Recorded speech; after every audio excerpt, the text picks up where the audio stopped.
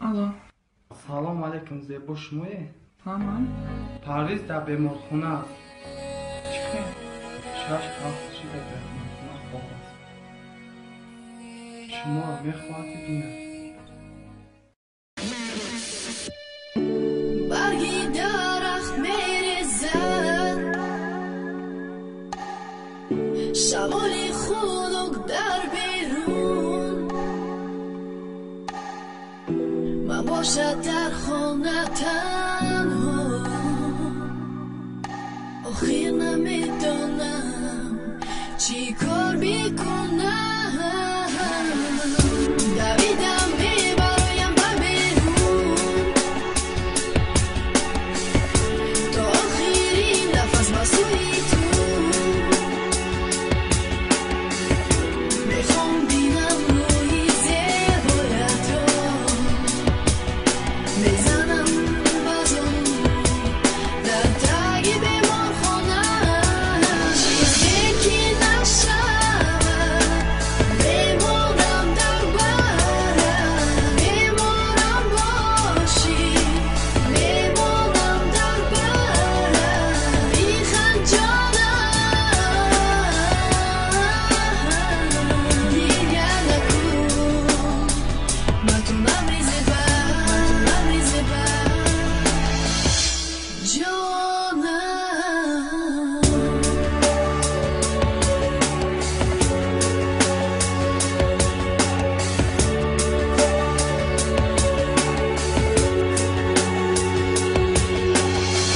گریه نکن و زیق نشو و مگذره امروز کی میکنه شب و شب یردم نمیتا درون برای تو من میشم و دنیا میشم بهشت اگر خوفت برم من میشم برای تو بلیش اینمی ای عشق تو دیدی شقتی من در بری من در آغوشی من روزو میگذشتم نکی تو زیق نشو در خوابت میدرم مثل پیشتره هر شب در یادت میمونم میدونی اگر یاد کنی تو میرم نکی نمیری تو مثل دود میشم گم نمیتونی به من مثل محتوب ستارت نیستی چی خیلی هستم میستم بس در درونی تو دلم زدستای من دیدستم اون چشمات هازی پری آبم من ترا نمیمونم خوابی زور میشم در خواب افسوس نمیگیرم دیگه در آغوشی گرد دزیقی و خرسندی بدم و میمونم در ورد یکی نشود میمونم در برم، میمونم باشی،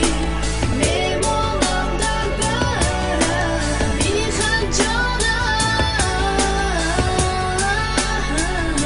گریه نکن، من تو نمیزه بر جانم.